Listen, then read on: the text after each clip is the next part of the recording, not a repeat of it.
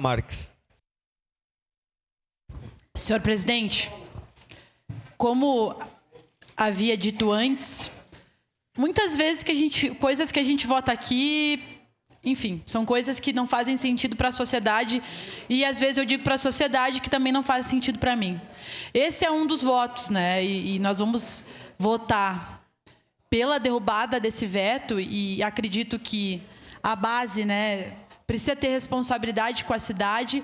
Claro que ter um presidente que nem tem acesso às informações da empresa que ele mesmo governa é um problema. Ter um presidente que já processou a própria empresa, vereador Pedro Rodrigues, é um problema. Tudo isso são coisas que não fazem sentido nenhum e que muitas vezes a gente tem que lidar com isso, mas quem vai sofrer os impactos é a população, é a sociedade. Nós somos vereadores e vereadoras por 4 anos aqui e, infelizmente, muita coisa que a gente aprova ou não aprova vai impactar quando daqui a pouco vários de nós já não estivermos mais aqui.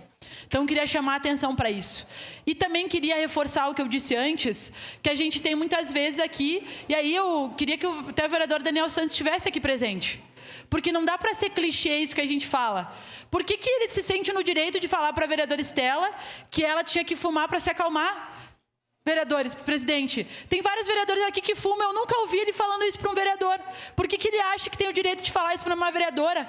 Não tem direito de falar e tem que nos respeitar, porque eu não vi ele fuxicando e falando bobagem quando o vereador Libardi foi falar, mas quando eu falei, ele se sentiu no direito de falar. Então eu não vou me calar aqui, como nós não temos nos calado, tem que aprender a nos respeitar. Vamos debater a cidade, vamos debater a cidade.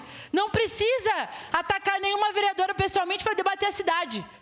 Então, que fique registrado o meu repúdio a esse comportamento do vereador Daniel. Eu sei, vereador Daniel, que é difícil defender esse governo, mas vamos debater nas ideias. O senhor não precisa atacar a vereadora Estela nem a mim para fazer os debates da nossa cidade. Obrigado, senhor presidente.